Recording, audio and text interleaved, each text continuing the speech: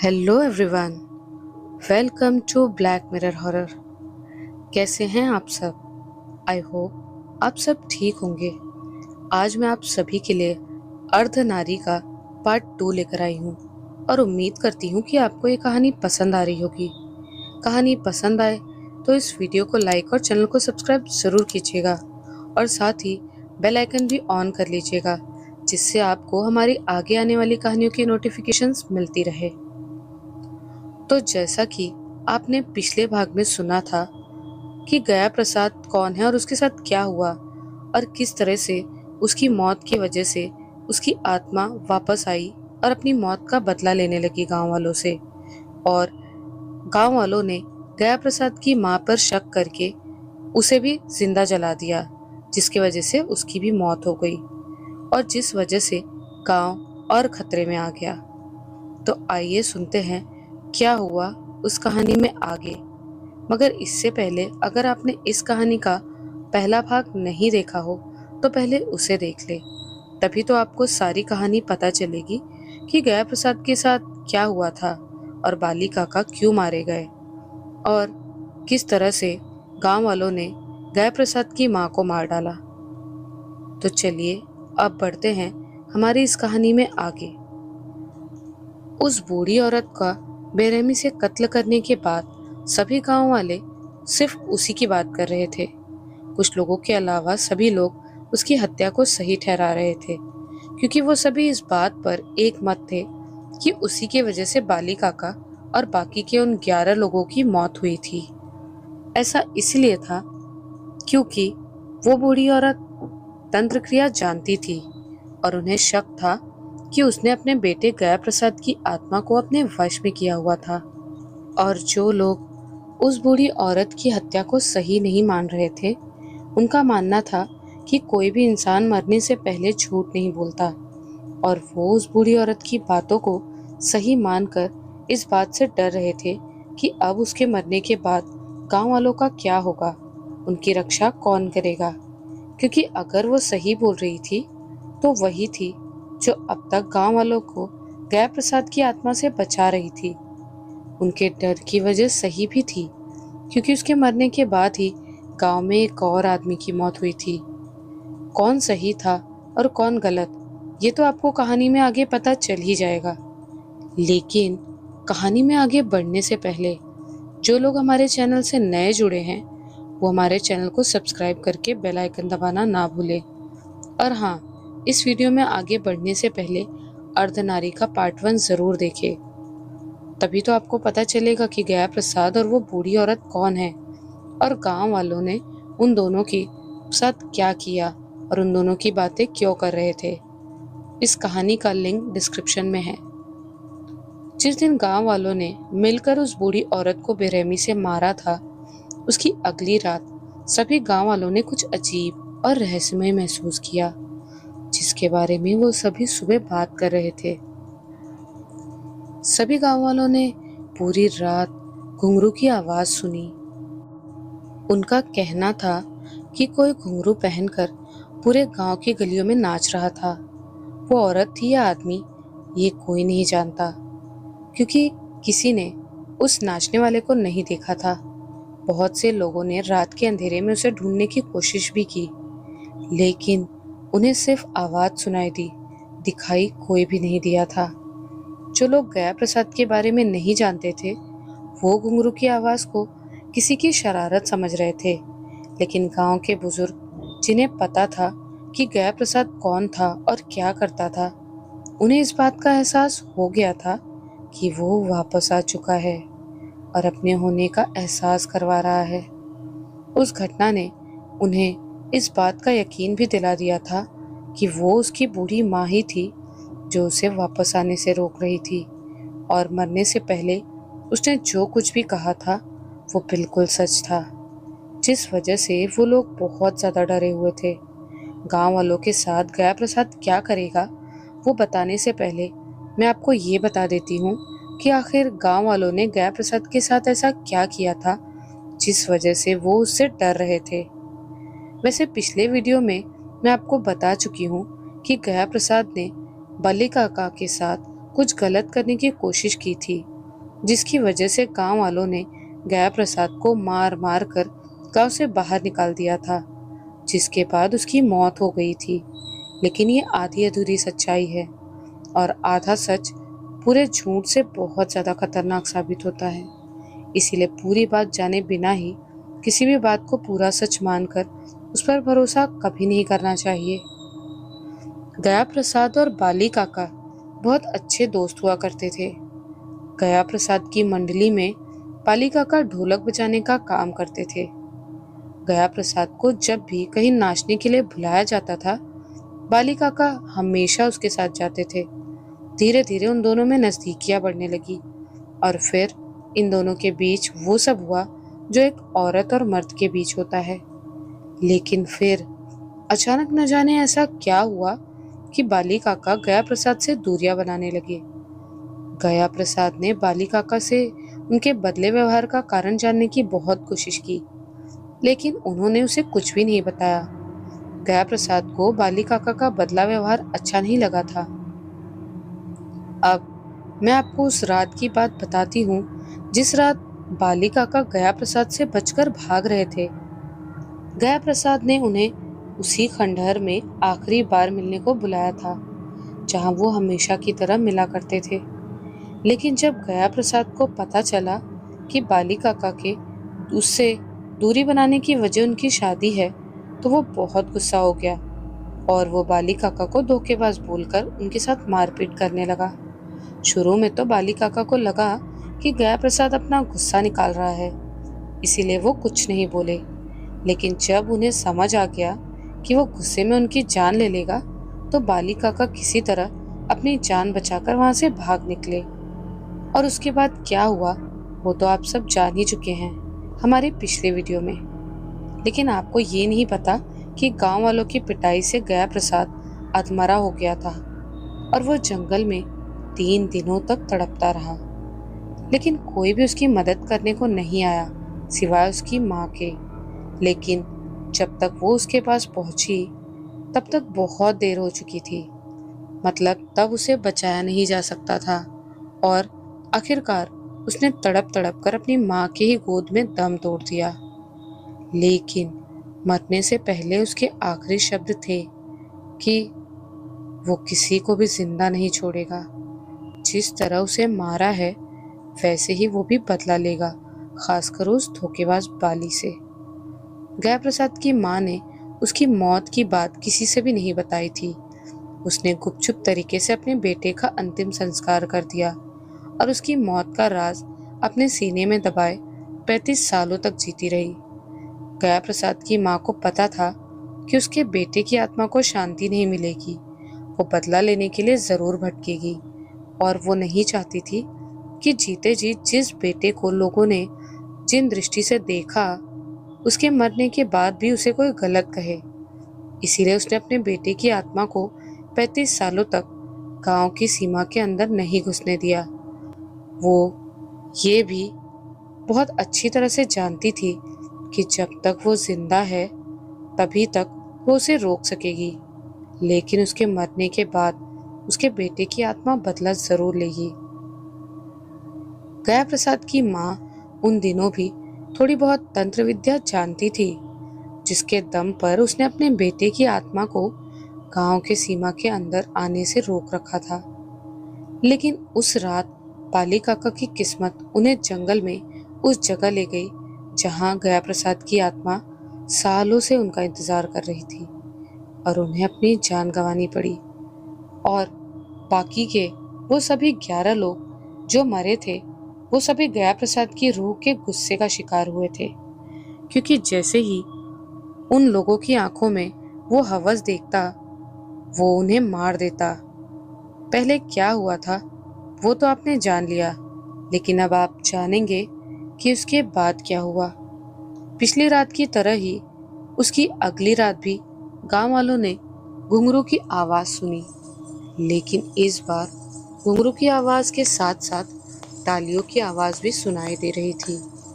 वो आवाज ऐसी थी जैसे कोई तालियां बजाकर नाच रहा हो, वो भी एक जगह पर खड़ा होकर नहीं, बल्कि गली गली घूमकर। गांव के कुछ बुजुर्ग उस आवाज को पहचानते थे, क्योंकि बहुत सालों पहले ताली और घुंघरू की वैसी आवाज वो बहुत बार सुन चुके थे। जिनमें से जमुना प्रसाद नाम के एक बुजुर्ग ने उस आवाज का पीछा करने का फैसला किया और हाथ में लालटेन लेकर आवाज का पीछा करते करते वो गया प्रसाद की बूढ़ी माँ के घर तक जा पहुंचा। झोपड़ी नुमा वो घर अंधेरी रात में बहुत ही ज्यादा डरावना दिख रहा था। उसे घर कहना गलत होगा, क्योंकि वो टूटी फूटी झोपड़ी थी जिसे जीते जी गया प्रसाद की माँ जैसे तैसे संभाले हुए थी, लेकिन उसे मरने के बाद वो कुछ ही दिनों में पूरी तरह खंडहर दिखाई देने लगा था। उस झोपड़ी नुमा घर के पास पहुंचकर जमुना प्रसाद ने देखा कि दरवाजा खोलकर एक औरत घर के अंदर चली गई। उन्होंने उस औरत को आवाज भी लगाई और पूछा, तू कौन है और ऐसे कैसे किसी और के घर में घुसी जा रही है? लेकिन उस औरत ने उसकी बात का कोई भी जवाब नहीं दिया। भले ही उनके पास लालटेन थी, लेकिन दूर से वो उसकी रोशनी में भी नहीं देख पाए थे कि वो औरत कौन है। जमुना प्रसाद घर के अंदर जाकर ये देखना चाहते थे कि वो औरत कौन है, लेकिन उन्हें इस बात का डर भी था कि कहीं वो उन पर कोई गलत इल्जाम न लगा दे, जिस वजह से उन्होंने वैसा नहीं किया और घर के बाहर रुककर ही सुबह होने का इंतजार करने लगे। उन्होंने सोचा कि शायद सुबह होने तक वो औरत खुद ब खुद बाहर आएगी, या फिर सुबह होने के बाद गांव का कोई व्यक्ति वहां आ ही जाएगा और फिर वो उन्हें साथ लेकर घर के अंदर जाकर देखेंगे कि आखिर वही औरत है और वो कौन है, क्योंकि उन्हें शक था कि घुंघरू पहनकर और तालियां बजा बजाकर नाचने वाली औरत वही थी।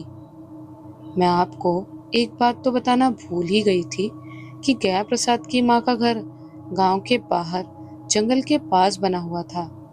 उस घर के आसपास कोई दूसरा घर भी नहीं था, नहीं तो जमुना प्रसाद आवाज लगाकर और लोगों को बुला सकते थे। जमुना प्रसाद घर के सामने ही कुछ दूर जाकर बैठ गए। वो नजर रखे हुए थे कि वो औरत निकलकर चली न जाए। तभी घर की खिड़की खुली और उन्हें खिड़की के पास ही दो आंखें दिखाई दी। वो उन आंखों को देखकर एकदम से सहम गए, क्योंकि उन्हें ऐसा लगा जैसे जो औरत घर के अंदर गई थी वो औरत उन्हें बहुत गुस्से में देख रही थी और उन्हें इशारों इशारों में वहां से चले जाने को कह रही थी। लेकिन फिर भी वो अपनी जगह से टस से मस नहीं हुए और सुबह होने तक वो वहीं बैठे रहे। सुबह होने तक वो औरत तो बाहर नहीं निकली, लेकिन जमुना प्रसाद को कुछ लोग उन्हीं की तरफ आते हुए दिखाई दिए। उन्होंने उन लोगों को आवाज लगाकर अपने पास बुलाया और रात से लेकर सुबह तक जो कुछ भी हुआ उन्हें पूरी बात बताई। उनकी बात सुनकर वो लोग उस औरत को आवाज लगाकर बाहर आने को कहने लगे, लेकिन घर के अंदर से कोई भी औरत बाहर नहीं निकली। जमुना प्रसाद के कहने पर कुछ देर बाद वो सभी एक साथ घर के अंदर घुस गए और घर के हर एक कोने की तलाशी ली। उस झोपड़ी नुमा घर में सिर्फ 2 कमरे बने हुए थे, जिसमें अंदर आने और बाहर जाने के लिए सिर्फ एक ही दरवाजा था और कुछ छोटी छोटी खिड़कियां थी, जिनमें से कोई भी जवान पुरुष या महिला अंदर या बाहर आ और जा नहीं सकते थे। भले ही उन लोगों को घर के अंदर वो औरत नहीं मिली जिसके बारे में जमुना प्रसाद बात कर रहे थे, लेकिन उन्हें वहां पर तंत्र क्रिया में इस्तेमाल होने वाला सामान और कुछ इंसानी हड्डियां मिली। सिर्फ इतना ही नहीं, उन्हें मिट्टी के छोटे घड़े में बंद राख और जली हुई हड्डियों के छोटे छोटे टुकड़े मिले। मिट्टी का घड़ा लाल कपड़े में बांध कर रखा हुआ था, जिसके चारों तरफ बहुत सारे धागे और ताबीज बंधे थे और कपड़े के ऊपर स्वस्तिक भी बना हुआ था। वो सभी जानते थे कि गया प्रसाद की माँ तंत्र क्रिया किया करती थी, इसीलिए वो तुरंत समझ गए कि वो सामान उसी का होगा। सिर्फ इतना ही नहीं, उन लोगों ने यह अंदाजा लगाया कि जमुना प्रसाद ने रात के समय जिसे घर के अंदर आते हुए देखा था, हो सकता है वो गया प्रसाद की माँ की रूह हो। ये सोचकर वो सभी डर कर वहां से तुरंत निकल गए, और जाते जाते जमुना प्रसाद को बोलकर गए कि वो भी उस रूह से दूर रहे और उस घर में ना जाए, क्योंकि जिसे उन्होंने देखा था शायद वो जिंदा औरत नहीं बल्कि एक रूह थी।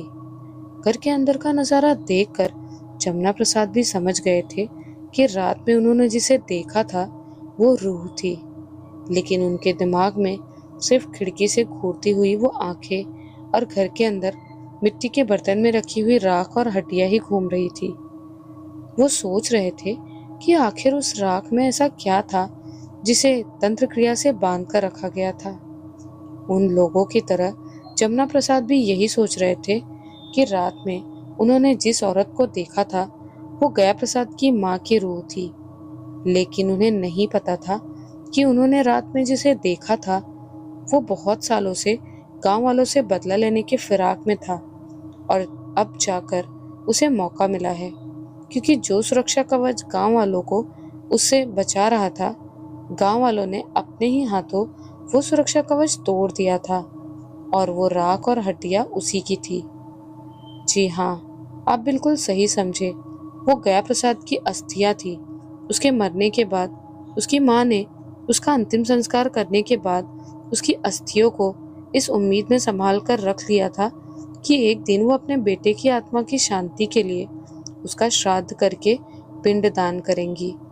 लेकिन उसकी आर्थिक हालत ऐसी नहीं थी कि वो श्राद्ध और पिंडदान का खर्च उठा सके और गांव वालों से मदद भी नहीं मांग सकती थी, क्योंकि अगर वो ऐसा करती तो गांव वाले उसका बहिष्कार कर सकते थे।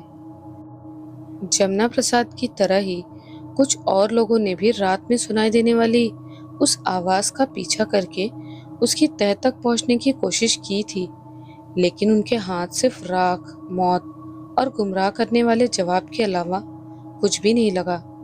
गुमराह करने वाले जवाब से मेरा मतलब है कि उन सभी लोगों के घर के अंदर साड़ी पहने जाते हुए उस औरत को देखकर उसे गया प्रसाद की माँ की रूह समझा था, और मौत से मेरा मतलब तीनों काका की मौत से है।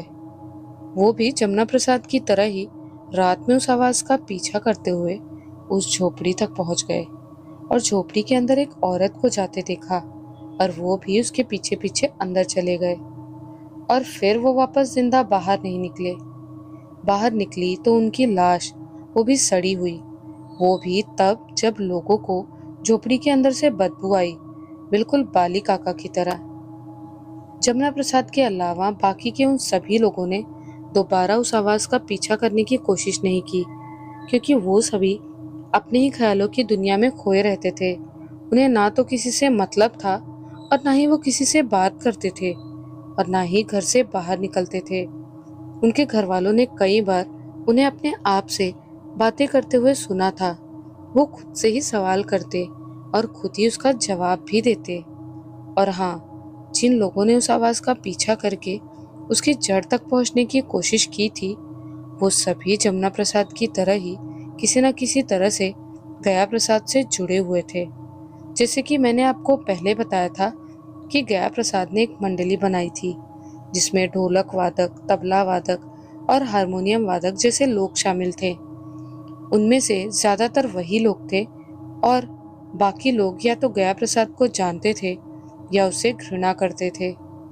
फिर एक दिन पुराने दिनों की तरह ही गया प्रसाद की मंडली में शामिल वो सब लोग गांव के चौक में इकट्ठा हुए। उनमें से किसी के हाथ में ढोलक था तो किसी के हाथ में मंजीरा, तो कोई हारमोनियम लेकर आया था। धीरे धीरे वो सभी एक एक करके अपने साथ लाए वाद्य यंत्र एक ताल में बजाने लगे। देखते ही देखते वहां भीड़ जमा हो गई। उनमें से कुछ लोगों को वो ताल जानी पहचानी लगी, क्योंकि वो ताल वो लोग पहले भी कई सालों पहले सुन चुके थे। फिर जैसे ही जमुना प्रसाद ने गाना शुरू किया तो उसका मुखड़ा सुनते ही वहां मौजूद वो लोग जो उस रात ताल के बारे में जानते थे हैरान हो गए, क्योंकि उस मुखड़े के बोल थे, आंखों में कजरा, होठों में लाली, तिरछी नजर, पतली कमर और चाल मतवाली। वो वही गाना था जो सालों पहले गया प्रसाद की मंडली गाती थी, और गया प्रसाद घुंघरू पहनकर तालियां बजाते हुए नाचा करता था। गाने के बोल सुनकर उन्हें गया प्रसाद के बारे में सब कुछ याद आ गया। न सिर्फ याद आया, बल्कि उन लोगों ने तो वहां गया प्रसाद को नाचते हुए महसूस भी किया।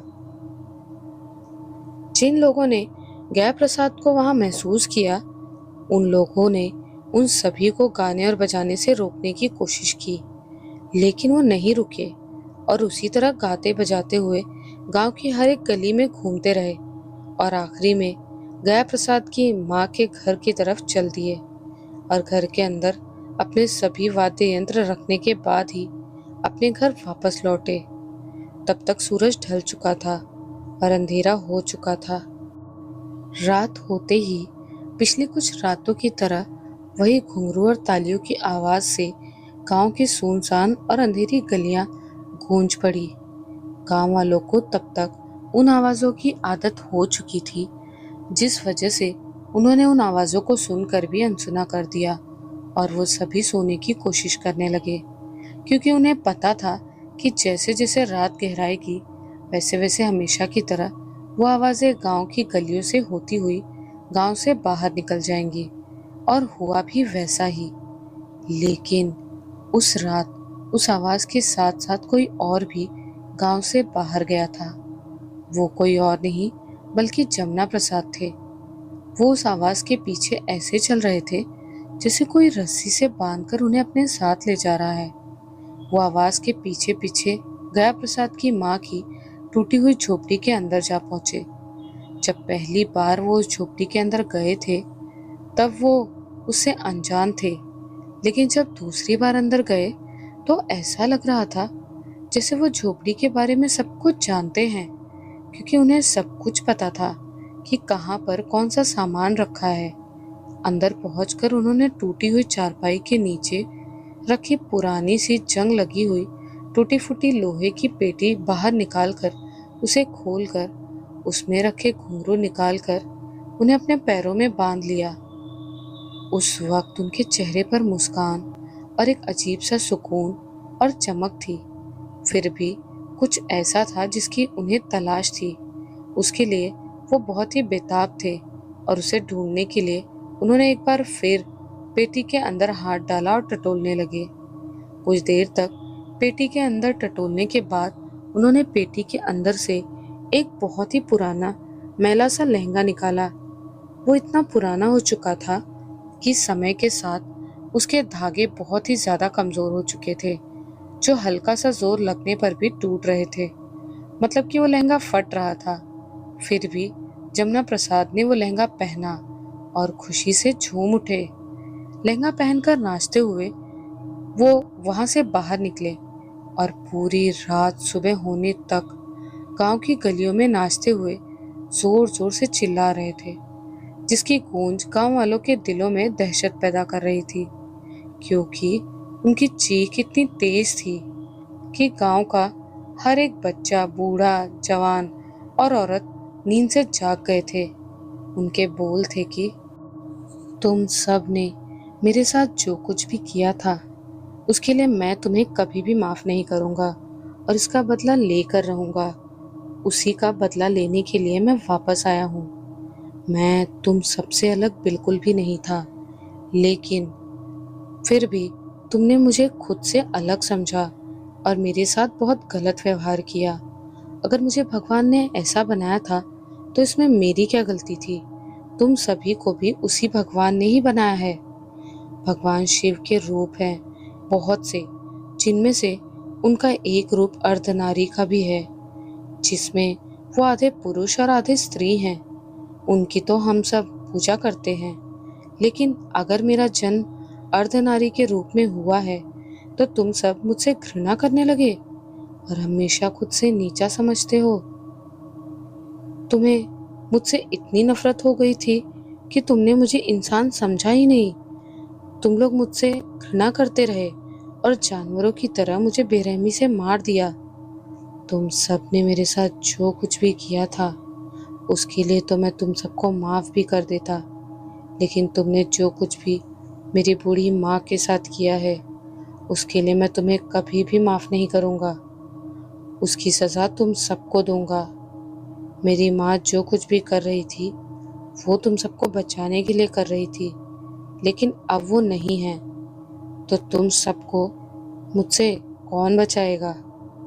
मैं तुम्हें कभी भी माफ नहीं करूंगा। जमुना प्रसाद की आवाज में दर्द, गुस्सा, नफरत और बदला लेने की आग थी। उसकी आवाज सुनकर लोगों की रूह कांप गई, क्योंकि वो बहुत ही खौफनाक था। वो आवाज सुनकर भी गांव के किसी भी व्यक्ति ने हिम्मत नहीं की कि वो दरवाजा खोलकर देख ले कि आवाज किसकी है, क्योंकि वो समझ चुके थे कि वो कौन था जो उनसे बदला लेना चाहता था। वैसे अब तक तो आप समझ ही चुके होंगे, इसलिए मुझे आपको ये बताने की बिल्कुल भी जरूरत नहीं है कि वो आवाज भले ही जमुना प्रसाद की थी, लेकिन उसका एक एक शब्द गया प्रसाद की रूह का था। रात भर गांव वालों के दिलों में खौफ भरने के बाद सुबह होते ही जमुना प्रसाद गांव के चौराहे में बेहोश होकर गिर पड़े, और गांव वालों ने उन्हें पैरों में घुंघरू और लहंगा पहने हुए देखा तो उन्होंने अंदाजा लगा लिया कि रात भर किसकी आवाज से वो खौफजदा रहे, जो जमुना प्रसाद की थी। लेकिन उस वक्त वो उसी रूह के वश में थे जिसकी आवाज वो लोग इतनी रातों से सुनते आ रहे थे। उस दिन से पहले तक तो किसी ने भी तांत्रिक से संपर्क नहीं किया था, लेकिन उस सुबह जब गांव वालों ने जमुना प्रसाद को घुंघरू और लहंगा पहने हुए देखा तो वो एक तांत्रिक को बुला लाए। उसने तंत्र क्रिया करके जमुना प्रसाद को गया प्रसाद की आत्मा से मुक्त किया। उससे मुक्त होने के बाद उन्होंने बताया कि जिस रात उन्होंने उस औरत का पीछा करते हुए झोपड़ी में कदम रखा था, उसी रात से उन्होंने खुद पर से काबू खो दिया था। वो जो कुछ भी करना चाहते थे वो नहीं कर पाते थे, और जो कुछ भी करते थे वो करना नहीं चाहते थे। उन्हें हमेशा अपने शरीर में किसी और की उपस्थिति महसूस होती थी, लेकिन वो किसी से बता नहीं पाते थे। उन्होंने ये भी बताया कि जिसे सब लोग जब गया प्रसाद की माँ समझ रहे थे, वो उसकी माँ नहीं बल्कि वो खुद है। गांव वालों के कहने पर उस तांत्रिक ने गया प्रसाद की रूह को पकड़ने की बहुत कोशिश की, लेकिन उसकी हर एक कोशिश नाकाम रही, और जब उसकी जान पर बन आई तो वो वहां से भाग गया, क्योंकि 35 सालों में गया प्रसाद की रूह बहुत ही ज्यादा शक्तिशाली हो चुकी थी, जिस पर काबू करना बहुत ही मुश्किल था।